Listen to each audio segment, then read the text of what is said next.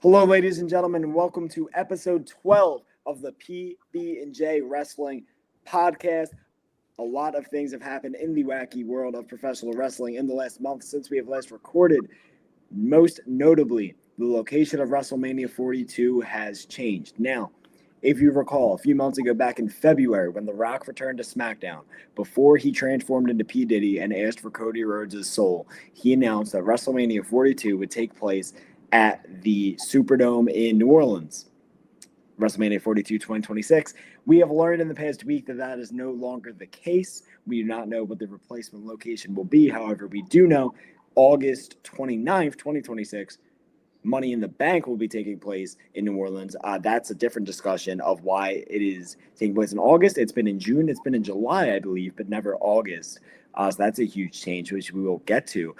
The location of WrestleMania 42 is still unknown. People are hoping for London. I don't think that's going to happen. One thing we have learned is that WrestleMania will be taking place in Vegas on a regular basis. Not a permanent basis, not every year, but on a regular basis. That is because a lot of the TKO executives and staff live in Vegas. Also, WrestleMania 41 made a lot of money for the company as well as Vegas as a whole.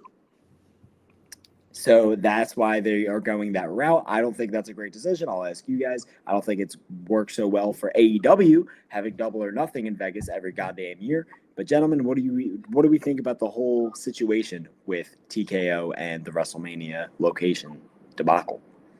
Yeah, I hate that. Like, even thinking about the fact that WrestleMania could be in Las Vegas every year, I think that just destroys like the special feeling of Mania every year being in a new location. Like we just had it here in Philly a couple years ago, or a year ago, I guess I should say. That was awesome, right? Like Las Vegas this year was cool. I thought. I just like how every year, it's a new location, it's a new feel, like the theme they go with, like the color scheme, like all that. If it's in Las Vegas, like every year, is it just going to be the same, like black and gold scheme with the cards and the dice, like like the casino stuff? Like I don't want that at all. And like they have enough money as it is. Like, do they really need to do this because of money? Like I feel like it's so ridiculous. Like think about all the money they're getting from the ads and this Netflix deal. Like every damn second you look at the TV, there's an ad, right? There's like Yeah, it's ridiculous. But I hope that's not the case at all. I really wanted to see them go to London for Mania. Um, never been out of the States. So I thought like that would have been the perfect opportunity to do that. And I know it was rumored, but looks like that's not going to happen. I would just pray that it's literally anywhere else other than Las Vegas, just because I don't want to see WrestleMania in the same spot 2 years in a row. there's another location you forgot that it shouldn't be at. Saudi. Saudi Arabia. Oh my God. Could you imagine? Like that would be so ridiculous. That That's would the give them most what, like Vince McMahon that. shit Yeah. I've ever That would heard. give them like 5 PLEs in a year. Like, oh my, I don't even know. I don't even know The if I'll fact that watch WrestleMania. the fact that it's even a rumor is like scary. Like I saw a few places like talk about it, but no, I agree with you guys. Like it just sucks because like I know when like for years we were waiting for it to come to Philly, and just to hear that some people may not get the chance for it to ever come to their hometown just sucks. I mean, I agree with both of you. Like they make enough money, and the argument of like most of the people that work at TKO like are in Vegas, I can agree with that.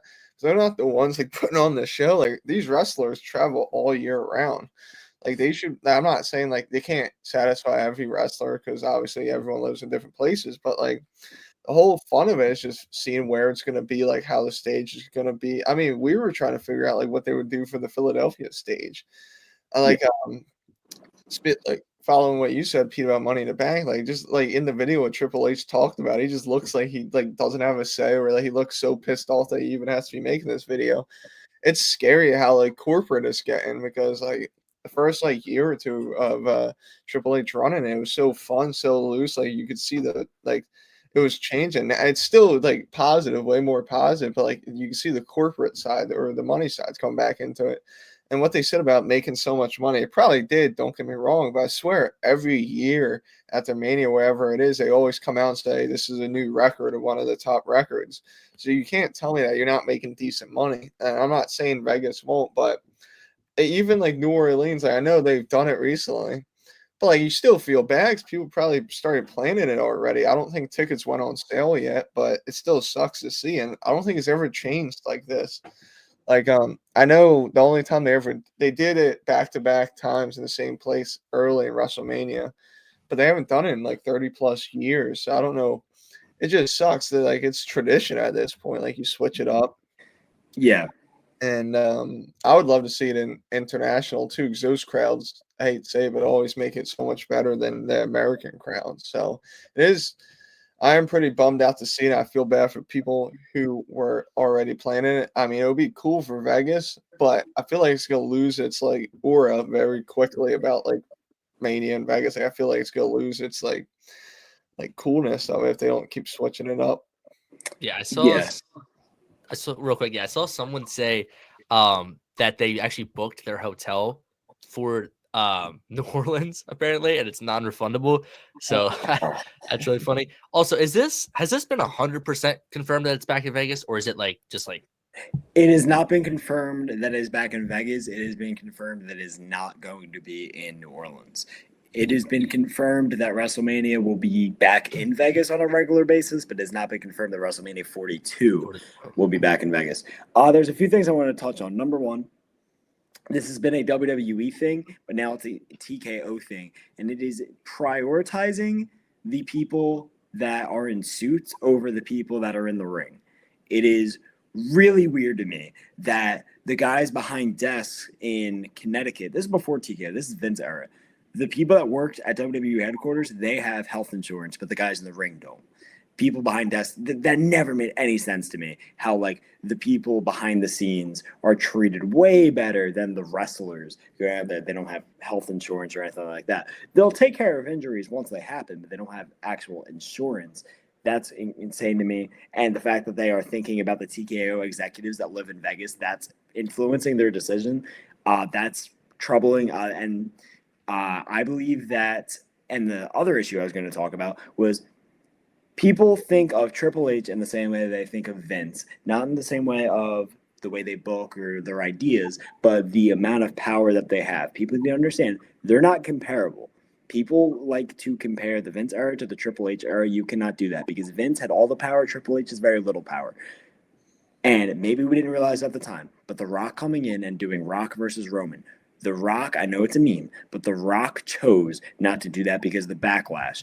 If The Rock didn't make that decision, Triple H had no power on that happening or not happening. He clearly didn't want it to happen. The Triple H had an hour and 8 minute Hall of Fame speech, no mention of The Rock in it. He clearly doesn't like him. Triple H does not have a lot of power. We can tell by that video, like you said, Jake, he looked depressed talking about it. I think that's a TKO thing because as we're looking on the UFC side, there's a lot of times where Dana White has no clue about certain things. The press will ask him about fights coming up and he has no clue, yet he's supposed to be like the president of the company. So I think this TKO era, things are happening where guys like Triple H, Dana White, they don't really have a lot of power. I'm yapping a lot. One other thing I was going to talk about was we're going to see a burnout. Like you mentioned, Brendan, how the international crowds are fired up. A lot. The reason they're fired up is because they don't get wrestling a lot. If WrestleMania is in the same place every year, the crowd's not going to be as fired up every year because they're going to get used to WrestleMania being there, and it's just not going to be as electric. I just think the special feel of WrestleMania being in a different location every year, that's going to go away, and I think that's harmful to the entire atmosphere of WWE. No, I 100% agree. It really sucks. I just feel like this TKO deal is just like sending WWE on a downhill spiral. Like, Yeah. I don't know, especially this year. Like 2024 was really good in my opinion. 2025 though, it's been I think not too Netflix. I think Netflix fucked a lot of things up too. We Yeah. thought we were gonna get the Attitude Era, but we got Tom Segura and Burt Kreischer or whatever. Yeah. Oh yeah. Out. First of all, fuck Tom Segura. I'm gonna say that, and here's why. There's a thing 5 years ago where he called all wrestling fans like gay and another word that I can't say.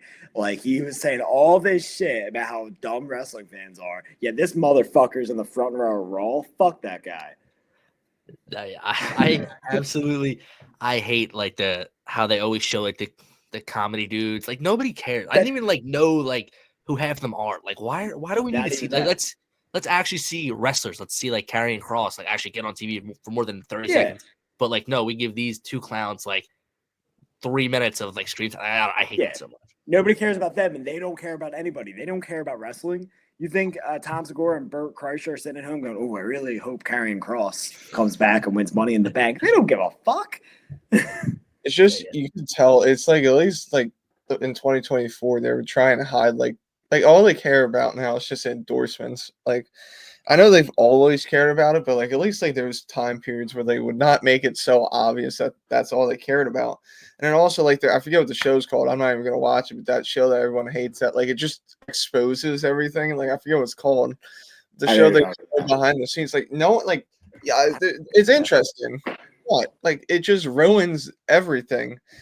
And like yeah, like you guys said, like it's so obvious now that like it's higher ups controlling things. So obviously Triple H like book stuff, but like The Rock still is so much. Like The Rock could, if he really wanted to, come in right now and just change everything. If he really wanted to, like there's no stopping him, and he knows it. That's why it probably sucks for Triple H. Like Triple H knows that he can't do anything about it.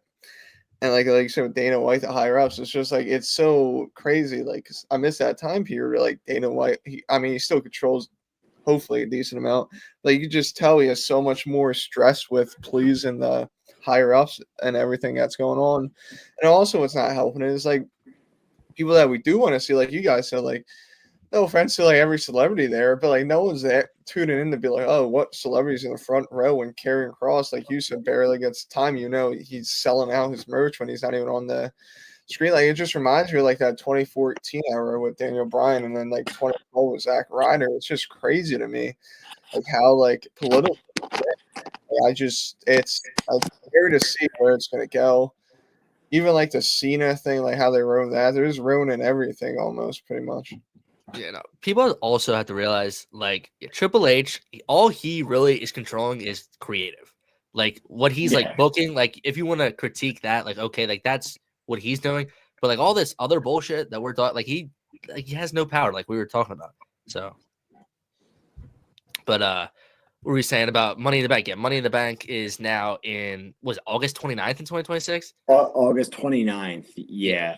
So Like, is it going to be after? It's after SummerSlam. exactly. That's my problem. I think like I love Money in the Bank like right after WrestleMania because like once you're all the way up here for WrestleMania, then you come down a bit, but then you get to Money in the Bank and you're excited for that because obviously you know you're gonna have two people winning that briefcase, cashing in, and then a lot of cash-ins tend to happen at SummerSlam because SummerSlam is the second best show of the year besides WrestleMania. Obviously, we've only seen the briefcase cashed in at WrestleMania 2 times, one of them being in 2024. But a lot of majority of cash-ins do happen at SummerSlam or around SummerSlam. So that just absolutely sucks. And you just have to wait till the end of August for money. I don't like that at all. Once again, like why? Like why? I don't understand like why that has to change.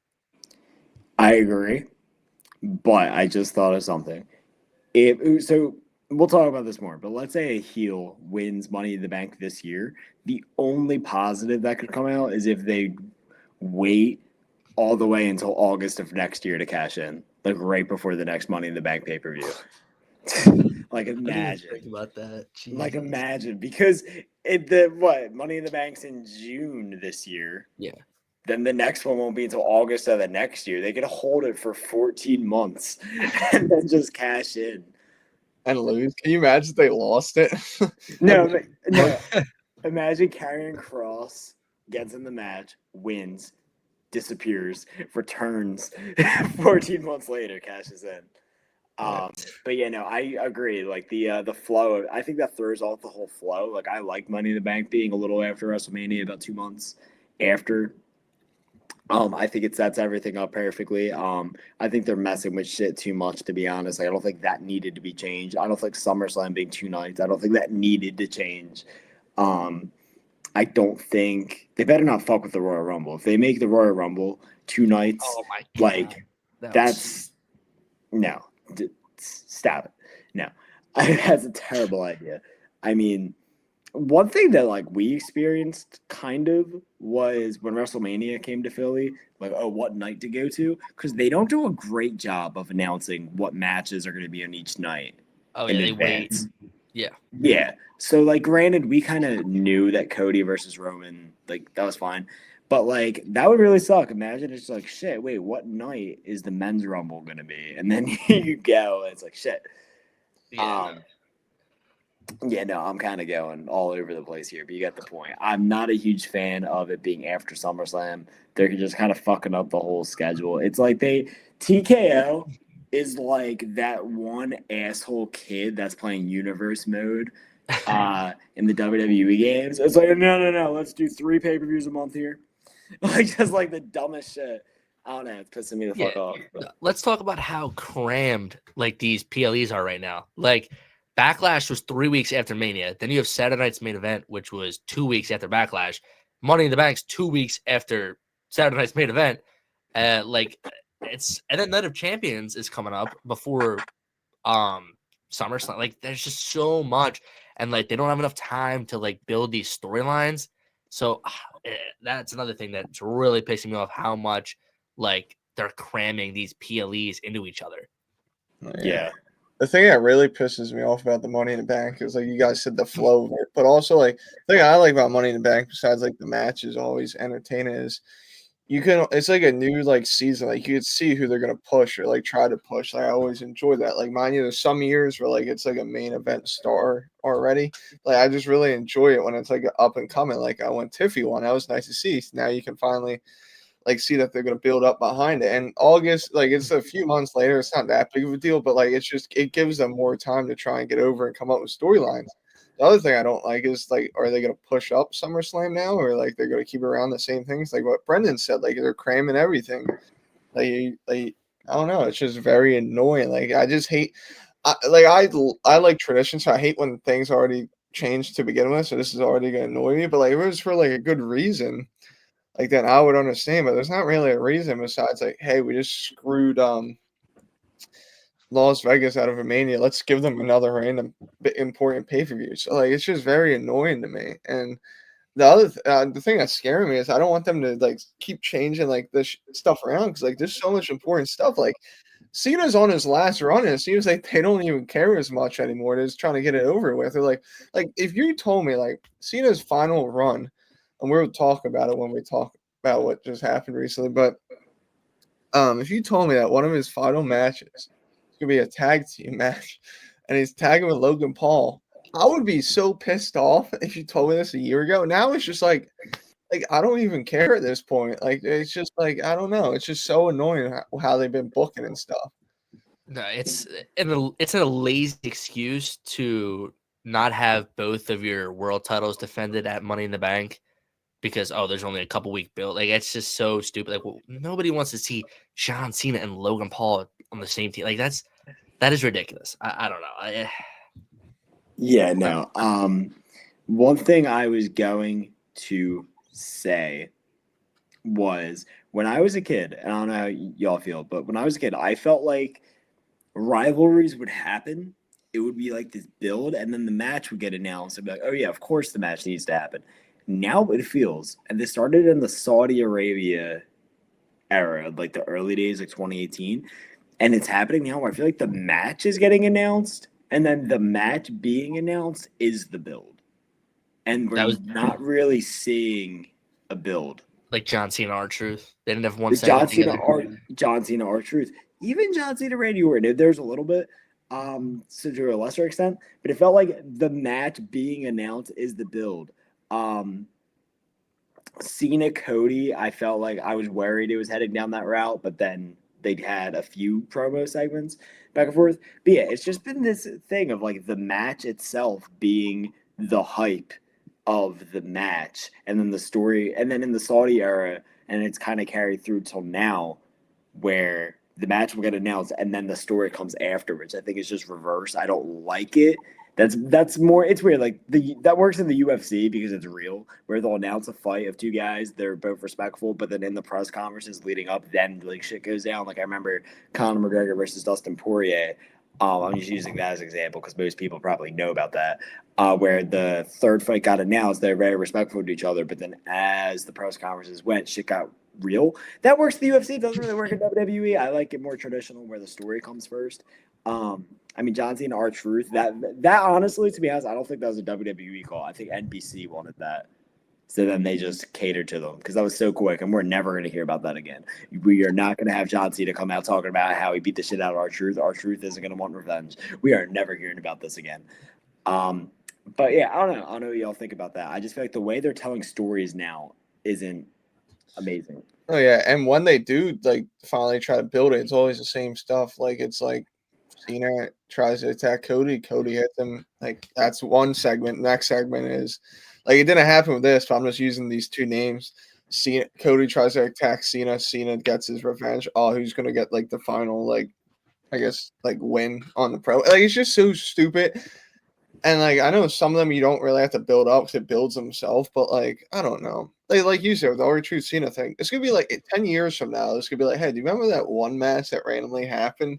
Like no, it's like it's just I don't know. And then they try to like the best is when my favorite thing to watch still to this day is the hype videos right before the pay-per-view or the match because like somehow, some way you got to pay these dudes millions of dollars, but they make it seem so like makes sense that it's somehow an actual story. It's just like how you cut out like all the like the 20 minutes of BS that had nothing to do with it. But no, yeah, I 100% agree. You can tell like when they're just thrown it.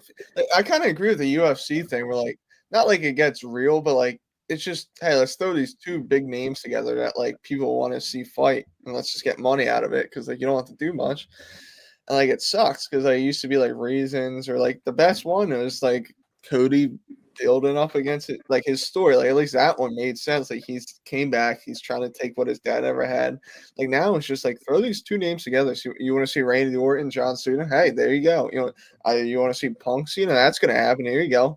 Enjoy it. Please give us your money. Like it's just like I don't know. It's so annoying. Like something like feels off, and I know that wrestling always goes through these stretches where like has that like weird off vibes, like something's missing, and usually like something comes around that like changes everything. Like Cody changed everything, Punk changed everything in 2011, 2012.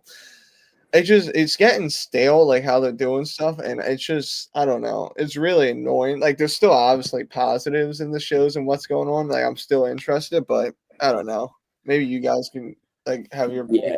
about it. Just that's how I feel. The problem with that specific thing, and we can talk more about other things, but the problem with that is the emphasis in wrestling shouldn't be, and people will disagree with me, and that's fine. I don't think the emphasis should be the match. Whereas in the UFC, the reason why the models are different and the reason why what works in the UFC model doesn't work in WWE is the emphasis can be on the fight because that's what it should be. The importance is the actual fight. Like there's a fight coming up, Dustin Poirier, Max Holloway. I'm not going to watch really any of the press conferences. I'm just excited to see the actual fight. In wrestling, the what wrestling is in between the moves. I'm stealing that from Zack Ryder, Matt Cardona, but it works well. Wrestling is the moments. It's not the moves. It's the moments. It's the story. It's who's feeling what. Why are they feeling this? Why are they doing this? What's the story? What's the reasons? And I feel like in the model that we just talked about of just announcing the match and then that's it, then the emphasis just goes on the match and without a real good story that people can invest in, then that's kind of the dull. That's what I'm calling right now. We're in like the lull, we're in the post WrestleMania lull. That's just it just doesn't feel exciting. I feel like that's where I don't know where I'm going with this, but like that's the problem right now. I don't know what you guys think. No, yeah. WWE, they're more than capable of like booking a good feud, like an interesting feud. Like think about Cody and Roman or Drew and Punk. Like you never got tired of that feud because they did such a good job of building it, and every week it was something different. Like right now, like the example you use, Jake, with John Cena, like every week, no matter who he's feuding with, where it's Cody, Randy, like it was the same thing where they would cut a promo and then he would get laid out. Like he's gotten laid out like 5 or 6 different times.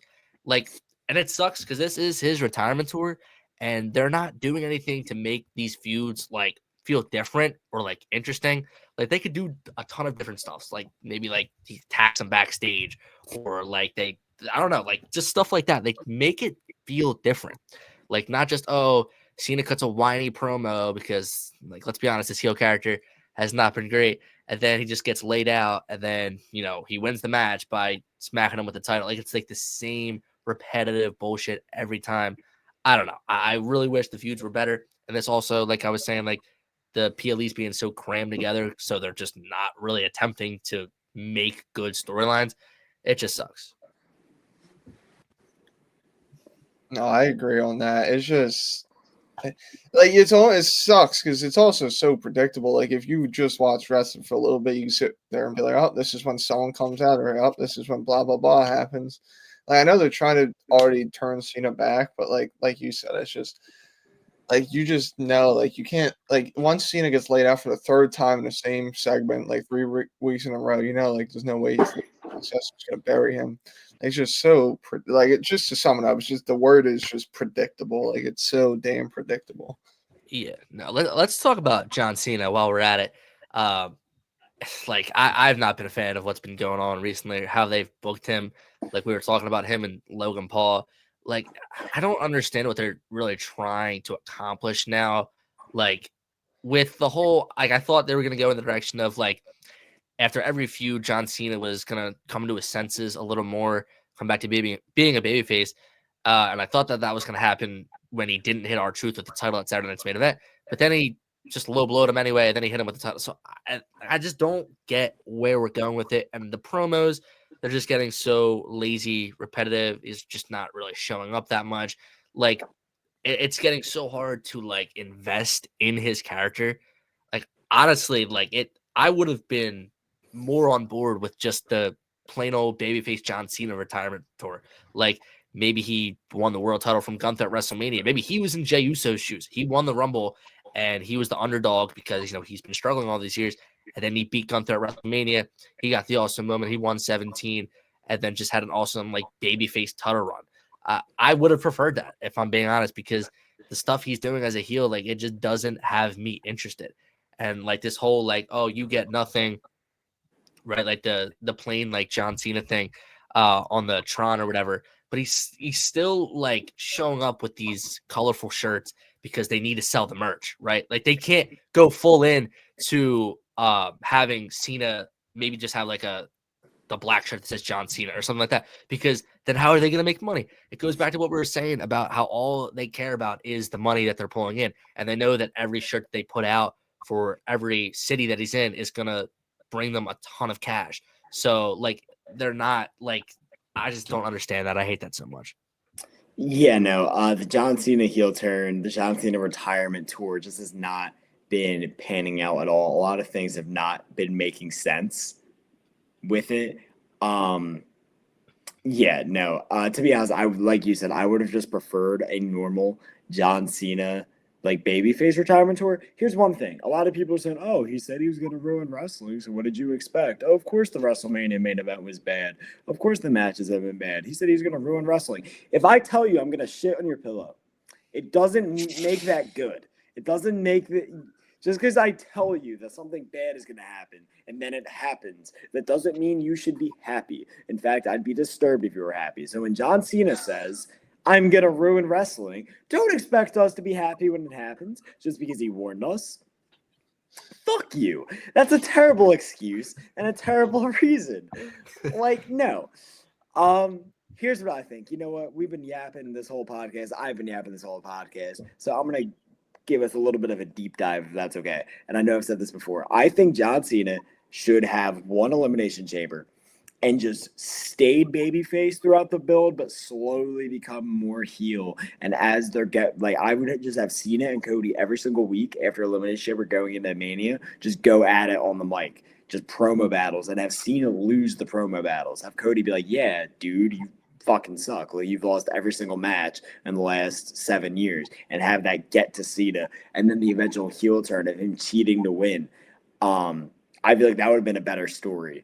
And then what I think would have been a really good idea is to have Cena, it's too late now, to have Cena be the heel who thinks he's still a face.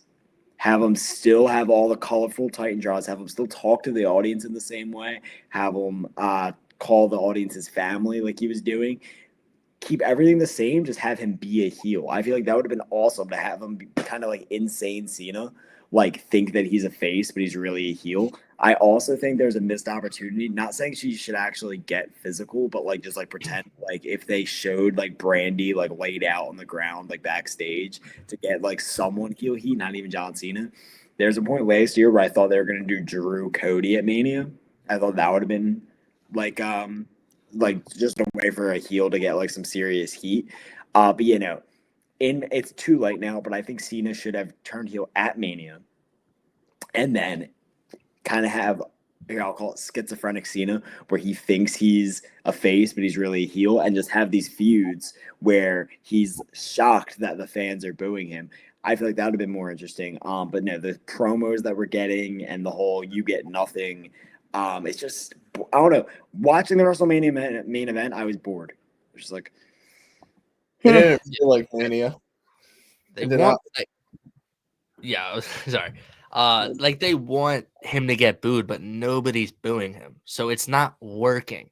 Like honestly, it probably would have been better if they had Cody turn heel, but I know that he didn't want to. But it would have made more sense. Or maybe they both go into Mania as baby faces, and then the fans, like they did, turn on Cody, like he was getting booed at WrestleMania, and then maybe that led to his heel turn. Like they could have done so much better than what they have done and have been doing with John Cena. No, yet. Mind you, hindsight sight's 2025, and we're a few months in. Now we were enjoying it once it first happened, but like I don't know if I forget now if he keeps doing it.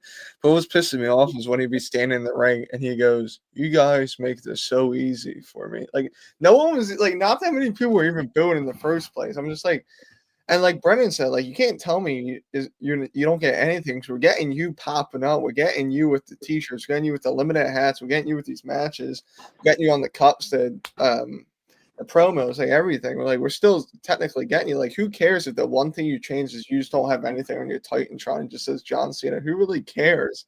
Like I like who's gonna sit there and be like, yeah, that really bothers me. Like, and mind you, this factor doesn't like. John can't control this, but like now it's just like when he turns face and The Rock definitely doesn't show up, then what the hell was the point of him like ruining wrestling? Like the whole thing was The Rock and Cena together. Oh no. Like what are they gonna do? The Rock hasn't showed up. Cena's probably gonna turn back when The Rock's not there. And if Rock does show up, then it's just not gonna make sense because they're not even gonna talk about why did they come together. I know Cena was like, I just want to ruin wrestling. You guys took advantage of me, and I hate you guys. But you can't say that. And then like he's still like doing like fan meets and talking about how he loves the fans and he's only here for them. Like you can't like I'm not saying you have to stay to the character, but like I mean I think everyone like it was interesting when it happened, but no one was complaining when it was face John Cena because the whole thing is, hey, we did hate you in like your early parts mid 2010s, but now we gained respect for you and realized what we've missed is you were like constantly here. So when we finally get it, we're gonna show you love. Like technically, we're like repaying like what we messed up. Like, hey, we screwed up, but we realized. Like I've seen so many videos being like, I was wrong about Cena when he came back. Like I hated him my whole childhood, and then now I like him. Like it's just so annoying. Like I understand like never say never, but like it was just. I don't know. It just feels like once again back to the money thing. It's just they wanted the money. And like it's so annoying. And I like your idea of it, Pete, like like Homelander Cody-ish. Like it's just like he doesn't realize like it's so far gone and he's so mentally out of it. But I don't know. It's just interesting. Now we're gonna get this stupid tag team match at he's probably gonna take like 2 bumps and then call it a day. Like it's and like but I don't even want to I don't know. Like I was excited for Punk Cena because I don't know. That's one of my favorite matches ever. But now it's just you know how it's gonna go. Cena's gonna get beat up the whole time before leading up. The match gonna happen. He's probably gonna low blow Punk with a GTS 1, 2, 3. That's it. Like it's just so annoying of how they're booking Cena. Yeah, there's something in wrestling that really there's a lot of things in wrestling that really piss me off. But here's one of them, and it is telling a story that is not happening. Fans were not booing John Cena this year before he turned heel. They just weren't. So here's the other thing.